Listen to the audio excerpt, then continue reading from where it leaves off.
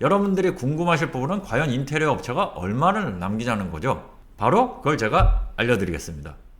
안녕하세요, 아이리스입니다. 지금 이곳은 제가 운영하는 가구 공장의 전시장 겸 디자인 스튜디오입니다. 제가 이제 이곳에서 영상을 좀 편안하게 촬영하게끔 세팅을 해서 앞으로는 조금 더 빠른 업로드가 가능하게 된 점 약속드리겠습니다. 그래도 고객분들 만날 때 가끔 제 영상 보고 공부 많이 되셨다는 분들을 만나면은 뿌듯하기도 하고 더더욱 제 머릿속에 있는 경험치를 영상으로 잘 좀 올려야겠다는 의무감도 좀 듭니다. 아무튼 오늘은 그 첫 번째 시간으로 인테리어 비용 원가에 대해서 얘기해보려 합니다. 궁금하시죠? 우리 집 인테리어 비용 원가가 얼마쯤 나올지 궁금하시면은 구독과 좋아요 부탁드립니다. 시작하겠습니다. 먼저 인테리어 비용의 구성 원리를 말씀드리겠습니다. 첫 번째는 자재비가 있죠. 두 번째는 그 자재를 시공하는 작업자분들의 인건비가 있죠. 고객 입장에서 내가 업체를 통하지 않고 만약에 셀프로 진행할 수 있다면은 이게 인테리어 비용의 원가라고 할 수 있을 겁니다. 하지만 대다수 분들은 잘 모르시고 직접 현장을 진행할 시간과 경험치가 없기 때문에 보다 더 전문가라고 생각되는 인테리어 업체를 통해서 공사를 하게 되는 게 보편적일 겁니다. 자, 그러면 좀 전에 얘기 드린 대로 총 공사 비용은 자재비 플러스 인건비 그리고 인테리어 업체의 마진이 들어가겠네요.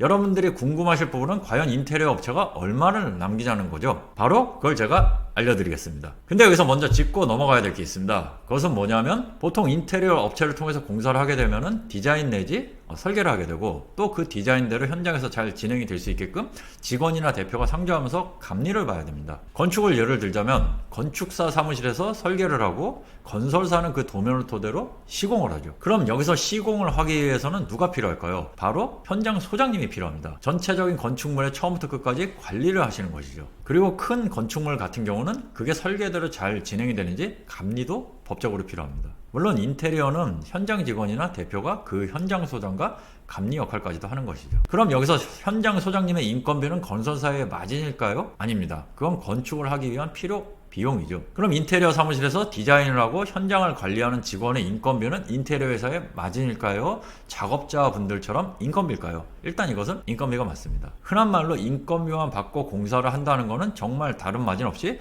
디자인비와 현장 감리비만 받고 공사를 한다는 것이죠. 이게 당신들 마진 아니냐 하시면 그 말도 틀리진 않겠죠. 직원들 월급 주고 어찌됐든 조금은 남을 테니까요. 자, 그러면 직원들 월급 주고 경비 쓰고 남는 게 얼마일까요? 이제 그걸 계산해 보겠습니다. 보통 저희는 자재비와 작업자 인건비를 실행이라고 합니다. 일반적인 실행의 퍼센티지는 현장마다 그리고 회사에 따라 다르겠지만 보통은 자재비가 30에서 40%, 인건비가 40에서 50%, 디자인비와 현장 감리율을 10%에서 많게는 30% 정도 봅니다. 그리고 경비와 공과잡비를 2% 정도 봅니다. 좀 더 현실적으로 예를 들어 보겠습니다. 요즘 유튜브에서 핫한 스타일의 공사를 하는데 보통 평당 200만원 정도가 들어간다고 유튜브에서 디자인 업체분들이 얘기를 합니다. 32평으로 치면은 6,400만원이네요. 물론 여기에 부가세도 붙고 산재보험 등의 간접비도 붙겠지만 이건 뭐 남는 게 아니니까 일단 별도로 하겠습니다. 그리고 구축들은 샤시 교체나 확장 등이 많기 때문에 보통 이 비용은 별도로 들어간다고 얘기를 합니다. 그래서 기초공사가 많이 없는 10년 정도 된 집을 예를 들어 보겠습니다. 보통 10년 초중반 집들은 3베이 형태가 많고 확장이 되어 있는 경우가 많습니다. 이 경우 기존 확장 부위의 단열 부위의 재시공이나 확장된 만큼 자재 물량이 더 들어가겠지만 일단 그런 건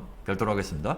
공사 기간은 넉넉하게 5주를 보겠습니다. 계산하기 쉽게 퍼센티지로 나눠보겠습니다. 확장형 33평이라고 봤을 때 평당 200만원이면 6,600만원이 되겠네요. 10%는 660만원입니다. 이걸 기준으로 총 공사 비용을 비율로 나눠보겠습니다. 먼저 자재비 30%는 660만원 곱하기 3을 하면은 1980만원입니다. 다음 시공비 50%는 660 곱하기 5를 하면은 3300만원이네요. 자재비 플러스 인건비는 5280만원입니다. 여기에 디자인 플러스 감리비 20%를 계산하면은 1320만원이네. 자, 합치면 총 6600만원입니다. 이렇게 퍼센티지로 원가 분석을 해보니까 어떠신가요? 그래도 뭔가 좀 정리가 되어가는 것 같지 않으신가요? 좀 비율이지만 이 비율에서 크게 어긋나지는 않으실 겁니다. 자, 이제 다시 한번 상세적으로 풀어보겠습니다. 인테리어 회사의 디자인비랑 감리비로 1320만원을 벌어간다고 5주 일하고 많이 버는 것 같죠? 네, 많이 버는 거 맞습니다.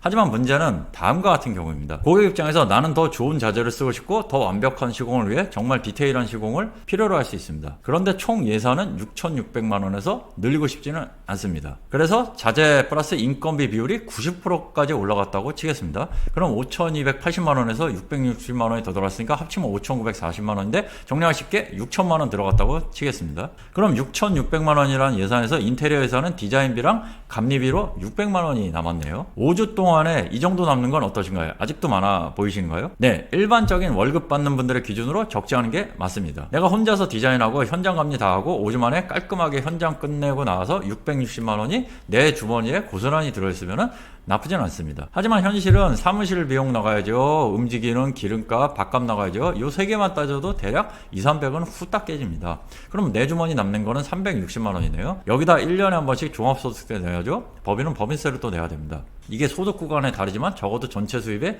10%에서 20% 정도가 나온다고 봐야 됩니다. 물론 이제 소규모 업체 얘기입니다. 아무튼 세금은 차치하고라도 이 정도 남아서는 집에 생활비 주기도 사실 빠듯할 겁니다. 물론 고객한테 올라간 자재비의 인건비만큼 돈을 더 받으면 되지 않겠냐 하시겠지만 고객의 한정된 예산에서 쉬운 문제는 아닐 듯 합니다. 아무튼 이런 식의 저마진을 벗어나려면은 두 가지 방법이 있습니다. 첫 번째는 한 달에 2개 정도의 공사를 혼자서 하는 겁니다. 부지런하고 업체들의 손발이 잘 맞고 아주 고급 현장이 아니면은 혼자서 2개 정도의 현장은 충분히 칠 수 있습니다. 이런 분들은 아무래도 가성비가 좋겠죠. 이 경우 지출은 크게 안 늘고 수입은 늘어나니 소규모 업체 입장에서는 아주 나이스한 게 될 겁니다. 일정만 잘 조율이 된다면은. 물론 내가 이래서 인건비를 줄일 수는 없겠지만 나름 합당한 마진이 나오는 현장이 얘기한 대로 한 달에 2개 정도 꾸준히 나온다면은 업체 입장에서는 그렇게 저마진으로 공사는 나쁘지 않습니다. 두 번째는 인건비, 작업자들의 인건비, 이걸 줄이면 되는 거죠. 잘 아시겠지만 코로나 시국을 지나면서 인테리어 비용이 대략 적게는 20%, 많게는 30% 정도는 올라간 것 같습니다. 그 이유는 원자재값 상승 20% 이상, 그리고 잘하는 작업자분들은 한정되어 있는데 현장은 많다 보니 작업자분들 인건비도 20% 정도는 올라간 것 같습니다. 그리고 업체들도 고객의 수요가 많다 보니 조금 더 많은 마진을 취하게 된 것도 사실이고요. 그러나 요즘 어떻습니까? 하늘 높은 줄 모르던 집값이 떨어지고 매매도 줄고 거기다 글로벌 경제 자체도 좋지 않습니다. 그러면 올라갔던 자재비와 인건비가 좀 내려갔을까요? 전혀 그렇지는 않습니다. 내려간 건 인테리어 업체의 인건비와 마진일 뿐일 겁니다. 아무래도 영세업체는 내리는 데는 한계가 또 있겠죠. 너무 줄이면 그만큼 자재와 인건비에서 줄여야 될 거고, 그러다 보면은 완성도가 안 나오는 그런 악순환이 반복이 될 것 같습니다. 직원이 많은 회사는 직원들이 현장에 일들을 하면서 비싼 작업자의 인건비를 줄여서 회사의 마진율을 높일 수 있고 그만큼 경쟁력 있는 금액으로 견적을 내고 수주를 하고 있습니다. 이게 두 번째 대안인 거죠. 하지만 과도한 인건비 절감을 위해서 전문가가 아닌 경력이 부족한 직원이 인테리어의 공정을 대체하는 것? 이거는 저는 좀 글쎄요입니다. 인테리어 업체가 돈을 받는 이유는 현장을 잘 관리하고 돈을 주시는 고객의 편의를 위해서 고객의 얘기를 듣고 그걸 현장에 잘 반영하는 것이 의무라고 생각이 되는데, 인건비 절감을 위해서 현장에서 직원들이 과도하게 일을 하는 것은 전체적인 마감 수준이나 고객의 만족에 도움이 되지는 않을 겁니다. 직원 인건비는 또 직원 인건비대로 또 나가야 되는 거니까요. 물론 직원이 현장 관리와 고객과 아니면 작업자와의 소통, 거기에 적당히 공정까지 쳐내서 인건비 절감까지 해준다면 사장 입장에서는 완전 따봉인 거죠. 이 영상 보시는 분들은 그런 회사랑 계약을 하시는 게 가장 바람직합니다. 가성비가 당연히 좋을 테니까요. 그럼 유튜브에 나오는 모든 인테리어 회사들의 직원들이 그런 역할을 다 잘 하고 있을까요? 저는 일부는 맞다고 보고 일부는 아니다라고 봅니다. 이게 무슨 개소리냐 하시면 할 수 없지만, 저도 나름대로 이제 전에 직원으로 했던 회사에서는 직원이 총 38명까지 있었고 저희 팀만 디자이너 2명 포함 저까지 9명이 있었습니다. 그때 제가 한 달에 한 공사가 뭐 적게는 7개에서 8개, 많게는 한 20개까지도 한 적이 있었었는데요. 물론 뭐 요즘처럼 디테일이 많고 완성도가 있는 현장은 아니지만 아무튼 죽어라고 일은 했는데 돌아오는 건 끊이지 않는 고객의 불만과 하자보수였습니다. 그리고 그 원인 중 하나는 숙련되지 않은 현장 직원들의 한계인 거죠. 인테리어란 게 가전제품처럼 완제품을 갖다 놓는 게 아닌 현장에서 하나하나 손으로 만들다 보니 현장 작업자와 감리 소통이 조금만 안 맞아도 마감이 완벽하기가 쉽지 않은 겁니다. 그럼 그때마다 다시 뜯어서 재시공을 할 수 있을까요? 그것도 쉬운 문제가 아니죠.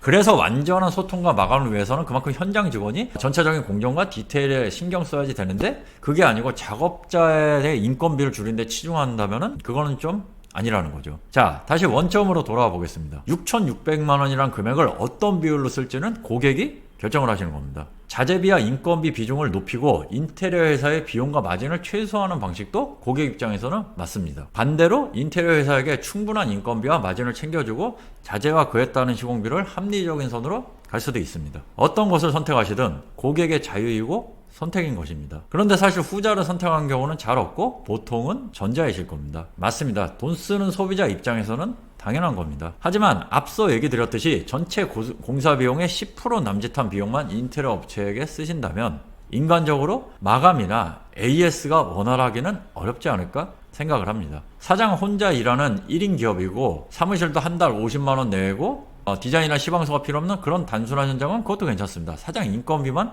남으면 되는 거니까요. 근데 이 영상을 보시는 분들은 누가 봐도 깔끔하고 트렌디한 그런 인테리어를 하고 싶은 거잖아요. 그쵸? 솔직히 얘기해서 도배장판만 하고 싶은 건 아니시잖아요. 그러실 거면 저는 전체 비용의 최소 20% 정도는 인테리어 업체의 비용으로 잡고 공사를 진행하는 게 맞지 않나 싶습니다. 까놓고 얘기해서 이 정도는 받아야 업체 입장에서도 앞서 말한 인건비를 제외하고 좀 남는 장사가 되기 때문이시죠. 물론 제가 얘기한다고 모두가 동의하시지는 않으실 겁니다. 소비자나 인테리어 업체 다 제각각 환경이 틀리고 유지비가 다르기 때문에 누구에게나 20%라는 비용이 합당하지는 않으실 겁니다. 그냥 제가 나름 기준을 세워본 거니 참고만 하시면 좋겠습니다. 판단은 여러분들이 하시는 거고 저는 여러분들이 어떤 선택을 하셔도 맞다고 생각합니다. 자, 그러면 나는 당신이 얘기한 대로 20% 비용이 합당하다고 생각을 해. 그럼 어디 가서 20%의 비용에 내가 원하는 만족스러운 인테리어를 할 수 있는 업체를 찾을 수 있을까 궁금하실 겁니다. 간단합니다. 저한테 오시면 됩니다. 농담이고요. 저도 몸이 하나인지라 이제는 뭐 예전처럼 현장을 많이 할 수도 없고 그렇게 욕심내서 하고 싶지도 않습니다. 저보다 잘할 수 있는 업체를 찾는 법을 알려드리겠습니다. 팁을 드리자면 먼저 내 상황에 맞는 합당한 예산을 잡아보세요. 내가 하고 싶은 공사가 평당 150이 될지 200이 될지 객관적으로 산출해 보시고 상담을 받아보세요. 인시용식이라는 좋은 레퍼런스를 평당 200에 한다고 하니 여기서 마감재 가감을 해보시면 대략 내가 필요한 예산이 나오실 수 있을 겁니다. 그런 다음 앞서 얘기 드린 대로 자재비, 인건비, 업체 비용 이 세 가지의 비율이 어떻게 되는지 상담을 받아보시고 견적서를 비교 분석을 해보세요. 물론 고객마다 원하는 바나 하고 싶은 건 다 틀리실 겁니다. 나는 마루를 타일로 바꾸고 필름을 도장으로 바꾸고 싶다? 그러면 거기에 자재비 플러스 인건비를 더 쓰시면 되는 겁니다. 그리고 공사기간이 늘어난다면 그만큼 퍼센티지대로 인테리어 업체에 비용을 더 지불해 주시면 되는 거고요. 가장 중요한 건 전체 비용도 그렇지만 내가 돈을 쓴 만큼 합당한 마감이 나와야 되는 거죠. 자재는 고가로 쓰고 인건비와 업체의 비용을 적게 쓰면 그것도 완성도가 안 나올 테니 그래서 제가 인건비 비중을 50%까지 보는 겁니다. 왜? 다 사람이 하는 건데 인건비를 줄이면 뭐가 부실해져도 부실해질 수밖에 없거든요. 물론 직원들의 숙련도가 높으면 완성도는 유지하면서 인건비를 줄일 수 있고 그만큼 마진으로 더 가져갈 수는 있을 겁니다. 업체가. 이거는 당연히 업체의 능력입니다. 합당한 거죠. 또 디자인을 풀어내는 감각이다, 소통 능력이 뛰어나서 고객의 만족이 크다, 이것 또한 업체의 능력입니다. 거기에 합당한 비용을 받아도 인테리어 업체가 된다고 생각을 합니다. 이렇게 내가 필요한 것에 맞추어서 총 예산을 분배하고 조율을 하면 합리적인 금액의 완성도 있는 현장이 나올 겁니다. 그러기 위해서는 무엇이 필요할까요? 고객 스스로가 기준이 필요하신 겁니다. 내가 먼저 하고 싶은 것에 대한 합리적인 자재비와 인건비 분석, 그리고 필요한 인테리어 회사의 비용 및 마진을 잘 알아보실 수 있으면 여러분의 인테리어가 거품 없이 충분히 잘 되시리라 생각합니다. 네, 긴 영상 시청해주셔서 감사드리고 다음 영상부터는 각 공정별로 저희 현장에 실제로 공사에 들어갔던 저희 자재비와 인건비를 분석해서 올려보는 그런 콘텐츠를 만들어 보도록 하겠습니다. 구독과 알람 설정까지 부탁드립니다. 감사합니다. 다음 영상에서 뵙겠습니다. 안녕.